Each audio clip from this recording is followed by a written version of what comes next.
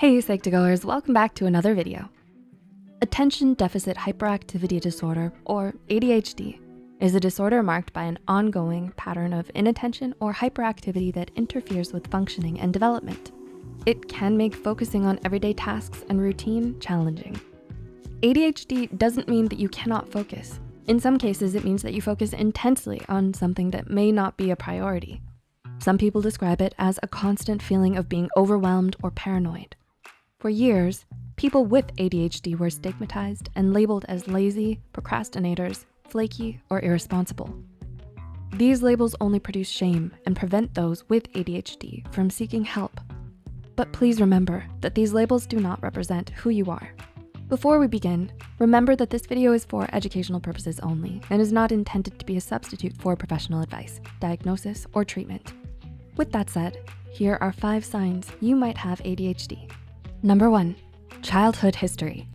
It's common for people diagnosed with ADHD as adults to have exhibited symptoms during childhood, even if they were not formally diagnosed. A reason you may not have been diagnosed is that ADHD shares similar symptoms with depression, mood swings, forgetfulness, and an inability to focus. Number 2, short attention span. Speaking of similarities between ADHD and depression, the most common similarity is short attention span. However, the difference between them is motivation. Someone with ADHD has a short attention span as a result of the condition.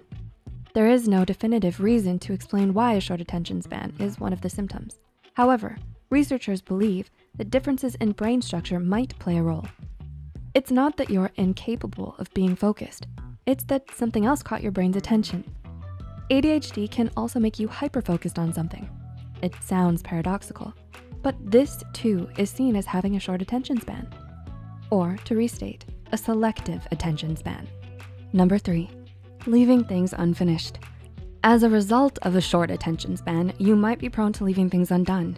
Projects, housework, homework might be put off for another day or fall to the sidelines, regardless of how enthusiastic you are to start them. Though frustrating and incredibly challenging, there are therapies that can help. Doctors typically prescribe medication as a form of treatment. Depending on your ADHD, they may prescribe stimulants or non-stimulants to help you focus. There is also the option of psychotherapy, where a therapist might engage in behavioral therapy or cognitive behavioral therapy.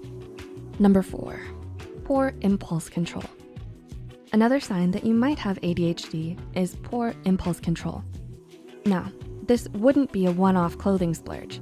This is more like doing something you know you should not do, like running a red light or maxing out your card on something you know you don't need. You may not even know why you do things, you just do them. That's what poor impulse control is. It's acting without any foresight. But impulse control is not always as dramatic.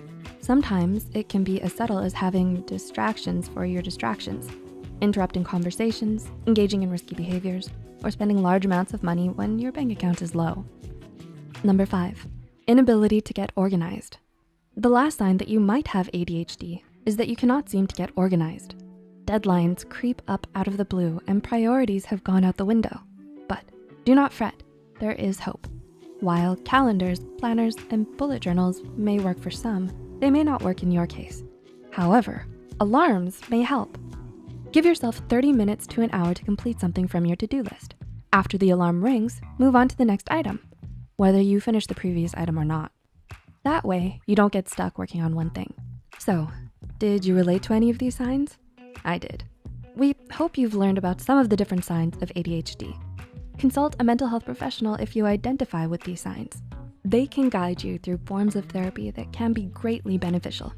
Please like and share it with friends that might find some insight in this video too. Make sure to subscribe to Psych2Go and hit the notification bell for more content. All the references used are added in the description box below. Thanks so much for watching, and we'll see you next time.